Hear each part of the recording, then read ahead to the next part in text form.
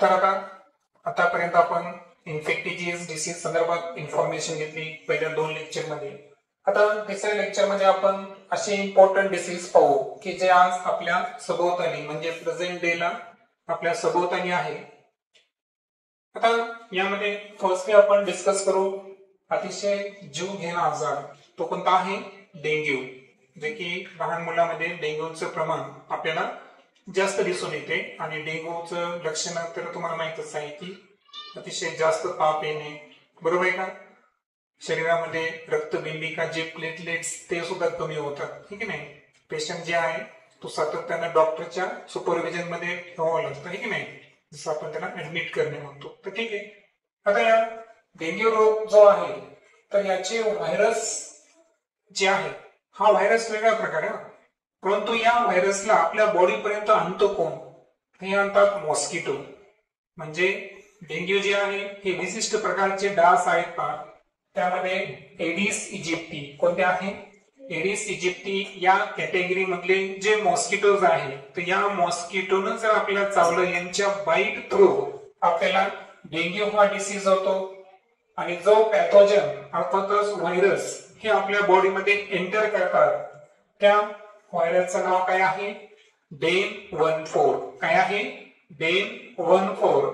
हा flavi virus या गटातील एक व्हायरस आहे आणि या व्हायरसमुळे आपल्याला डेंग्यू रोग होतो. एक पॉइंट क्लिअर झाला का? की डास चावल्यामुळे आजार झाला नाही. लक्षात घ्या, एडिस इजिप्तीनं काय केलं की त्या व्हायरसला कॅरी केलं, म्हणून त्याला शब्द काय वापरला मी? व्हेक्टर. काय शब्द वापरला? व्हेक्टर. म्हणजे व्हेक्टरचं काम काय असतं की एखादा पॅथोजन आपल्या शरीरापर्यंत आणून सोडणे, हे व्हेक्टरचं काम असतं. म्हणून रोग झाला कोणामुळं? तर एडिस इजिप्ती चावल्यामुळं, पण ऍक्च्युअल त्यानं कोणते पॅथोजन बॉडीमध्ये आपल्या ट्रान्सफर केले तर त्या व्हायरसचं नाव काय आहे? डेन 14, जे फ्लेवी व्हायरस या गटामध्ये मोडतं.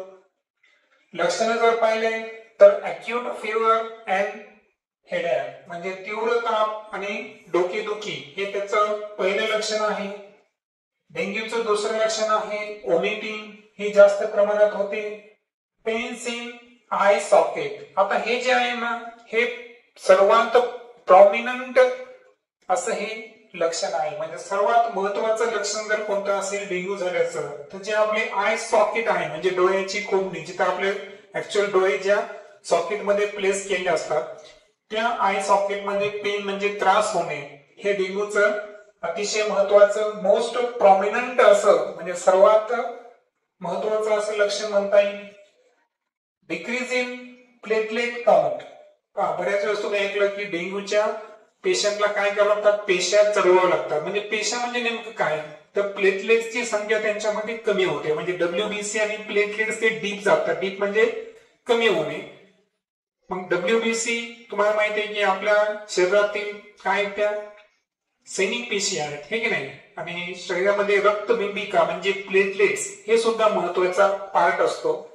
तर प्लेटलेटची संख्या कमी होणे. लक्षात घ्या, जे आपलं ब्लड आहे ना त्या ब्लडचे 3 महत्वाचे भाग असतात ब्लड प्लाझ्माचे, है ना? ब्लडचे टाईप किती आहेत? 3. एक आहे आरबीसी, रेड ब्लड कार्टिओसाइट्स, त्यांना आपण तांबड्या रक्तपेशी म्हणतो. दुसरा आहे डब्ल्यूबीसी, व्हाईट ब्लड कार्टिओसाइट्स, अर्थातच पांढऱ्या रक्तपेशी, श्वेत पेशी. आणि तिसरं असतं प्लेटलेट्स. तर हे जे रक्तबिंबिका आहे यांचं प्रमाण कमी होणे हे सुद्धा डेंग्यूचं काय लक्षण आहे. त्यानंतर आहे इंटरनल हेमरेज, म्हणजे जे शरीराच्या आत है ना, शरीराच्या आतमध्ये रक्तस्राव होणे. आता हे रक्तस्राव केव्हा होतो? जर प्लेटलेटची संख्या कमी झाली. मग हे दोन्ही लक्षणं एकमेकांना कसे आहेत? कनेक्टेड आहेत. अशी काही लक्षणं ही डेंग्यूची आहेत. त्यानंतर पुढचा आजार आहे मलेरिया. आता या मलेरिया संदर्भात तुम्हाला फार काही डीप मध्ये जाणून घ्यायचं नाहीये, पण एक ऍडिशनल इन्फॉर्मेशन देतो मी तुम्हाला की हा कोणत्या पॅथोजन मुळे होतो. तर ऍक्च्युअली तो पॅथोजनचा जो गट आहे ना तो आहे प्लाझ्मोडियम. काय आहे? प्लाझ्मोडियम या गटातील व्हायरसेस मुळे हा मलेरिया आजार होतो. यामध्ये 2 महत्वाचे आहेत, प्लाझ्मोडियम व्हायरॅक्स आणि प्लाझ्मोडियम फॅल्सीपॅरम यांच्यामुळे हा आजार होतो. परंतु या व्हायरसेसला कॅरी कोण करतं तर ते सुद्धा मॉस्किटो आहे. कोणते आहे? अॅनाफिलस मॉस्किटो. ही ऍक्च्युअल फिमेल कॅटेगरी मधली आहे. पहा, मॉस्किटो मध्ये पण मेल आणि फिमेल असतात. तर फिमेल मॉस्किटो जिचं नाव आहे अॅनोफिलस. अॅनोफिलस डासात जी मादी आहे ती चावल्यानं काय होतं की हे जे प्लाझ्मोडियम गटातील पॅथोजन्स आहेत हे आपल्या बॉडीमध्ये एंटर करतात आणि त्यामुळे आपल्याला मलेरिया हा आजार होतो. एलिफंटेसिस यामध्ये तुम्ही जर पाहिलं त्याला हत्ती रोग म्हणतो आपण. म्हणजे बॉडीचं काय होतं? स्वेलिंग म्हणजे सूज वाढते. म्हणजे जे आपल्या बॉडीमध्ये एक विशिष्ट प्रकारचं फ्लुइड जे आहे है ना, तर हे फ्लुइडचं प्रमाण जे आहे ते इन्क्रीज करणारा हा एलिफंटेसिस आहे. It is spread by female Culex mosquito.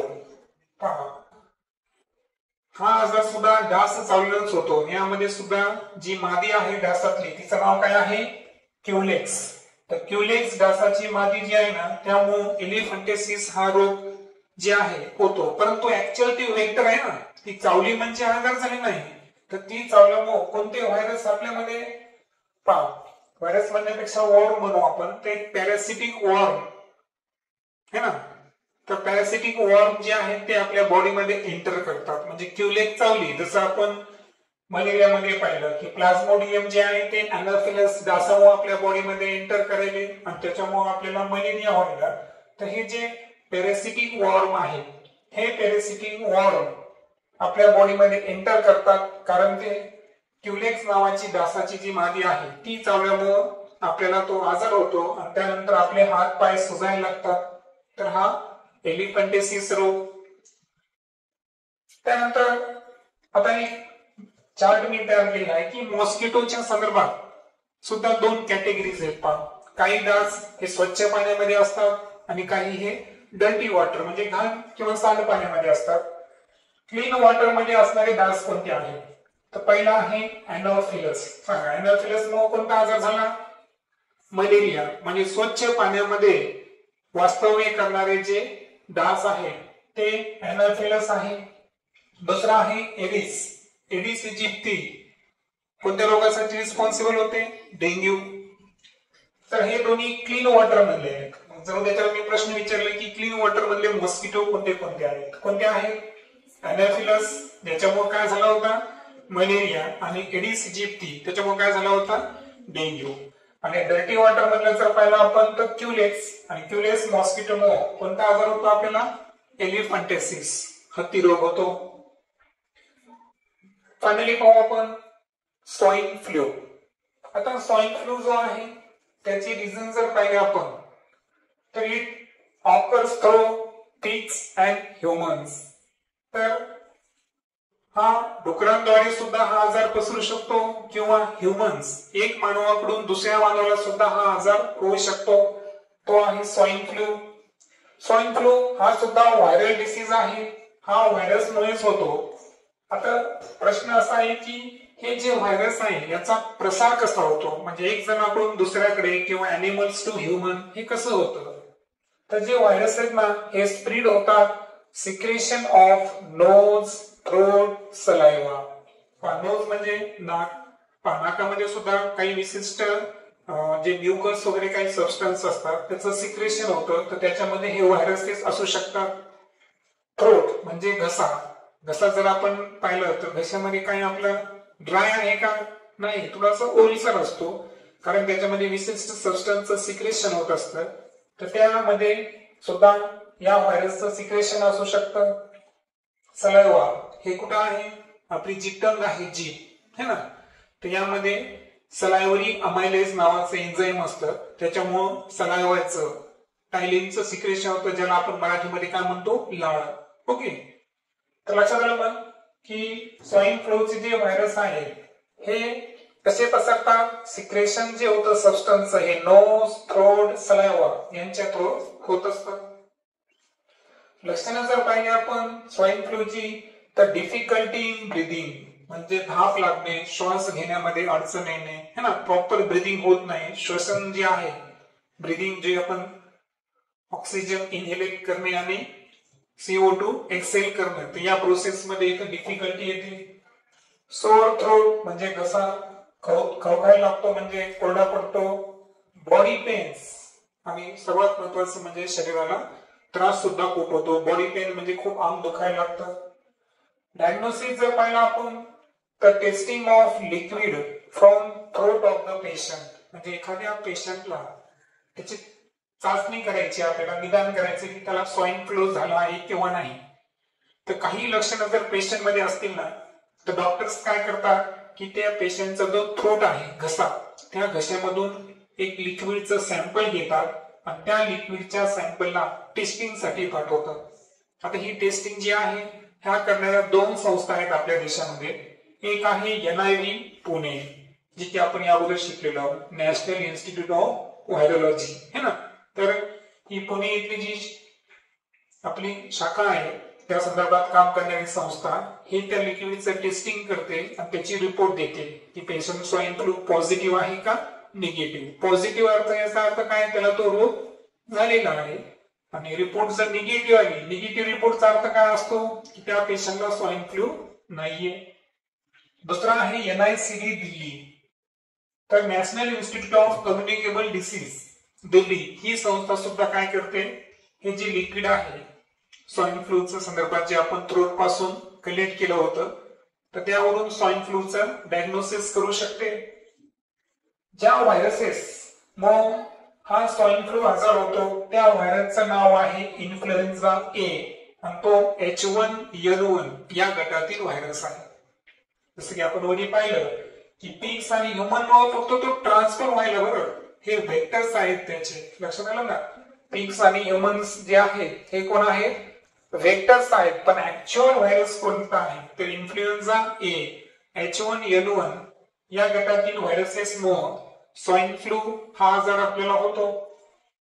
आणि स्वाईन फ्लूची पहिली केस जगामध्ये कोणत्या देशात आढळून आली असं जर तुम्हाला विचारलं तर 2009 मध्ये मेक्सिको शहरामध्ये या संदर्भातली पहिली केस जी आहे स्वाईन फ्लूची ती दिसून आली. आणि त्यानंतर जसं की एड्स जर पाहिला आपण तर आफ्रिका खंडामध्ये पहिली केस दिसून आली. तर अशा पद्धतीनं मेक्सिको मध्ये 2009 या वर्षात स्वाईन फ्लूची केस आली. तर अशा पद्धतीचे हे काही डिसीज आहे. नेक्स्ट लेक्चर मध्ये आपण AIDS acquired immunodeficiency syndrome है ना या रोगाच्या संदर्भात इन्फॉर्मेशन जाणून घेऊ, जे की HIV human immuno deficiency virus या व्हायरस मुळे होणारा आजार आहे. नेक्स्ट लेक्चर मध्ये आपण डिटेल मध्ये डिस्कस करू.